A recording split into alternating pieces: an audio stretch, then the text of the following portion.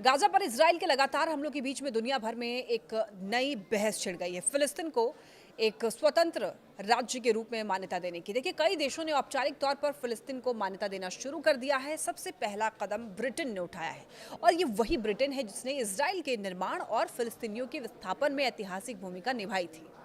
इसके बाद देखिए, कनाडा, ऑस्ट्रेलिया और पुर्तगाल जैसे देश भी इस कतार में शामिल हो गए हैं।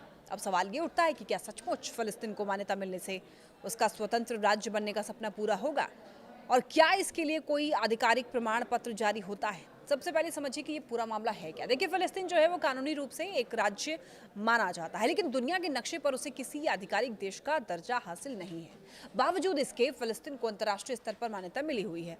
उसके विदेशों में राजनयिक मिशन है, ओलंपिक जैसे वैश्विक आयोजनों में हिस्सा लेता है, लेकिन इसकी सबसे बड़ी कमी यह है कि फिलिस्तीन की अंतर्राष्ट्रीय स्तर पर मान्यता प्राप्त सीमाएं नहीं है, स्थायी राजनीति नहीं है और सेना भी नहीं है, और यानी कि नाम है, पहचान है, लेकिन ढांचा अधूरा है। तो अब सवाल है कि आखिर क्यों कई देश अचानक फिलिस्तीन को मान्यता देने लगे हैं?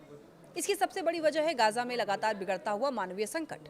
हमास के नियंत्रण वाले स्वास्थ्य मंत्रालय का यह दावा है कि पिछले 23 महीनों में इजरायली हमलों में 65,000 से भी ज्यादा फिलिस्तीनी मारे गए हैं, और ये जो आंकड़ा है केवल मौत का नहीं है बल्कि मानवीय त्रासदी का प्रमाण है। संयुक्त राष्ट्र ने भी चेतावनी दी कि गाजा भुखमरी के कगार पर है।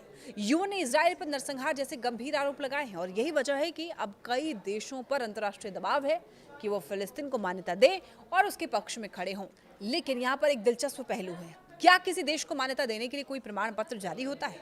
इसका जवाब है नहीं। असल में मान्यता एक राजनीतिक प्रक्रिया है और कोई औपचारिक कागजी कार्रवाई नहीं है। जब एक देश दूसरे को मान्यता देता है तो वो राजनयिक संबंध स्थापित करता है, दूतावास खोलता है या फिर आधिकारिक बयान जारी करता है। इसमें किसी तरह का भौतिक प्रमाण पत्र या फिर कानूनी दस्तावेज नहीं दिया जाता। मान्यता का ऐलान आमतौर पर सार्वजनिक घोषणाओं, आधिकारिक बयानों या फिर राजनयिक नोट्स के माध्यम से किया जाता है। यानी कि फिलिस्तीन को मान्यता देना एक तरह का संदेश है, राजनीतिक समर्थन और अंतर्राष्ट्रीय स्तर पर उसकी स्थिति को स्वीकार करना। लेकिन असली सवाल यही है कि क्या केवल मान्यता से फिलिस्तीन का स्वतंत्र राष्ट्र बनने का सपना पूरा हो पाएगा? क्योंकि जब तक उसके पास अपनी तय सीमाएं, राजधानी और प्रशासनिक नियंत्रण नहीं होगा, तब तक वो केवल आंशिक रूप से मान्यता प्राप्त राज्य ही रहेगा।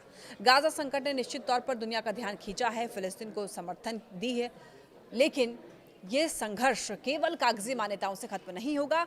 इसके लिए एक अस्थायी समाधान और इजराइल फिलिस्तीन वार्ता का होना बेहद जरूरी है।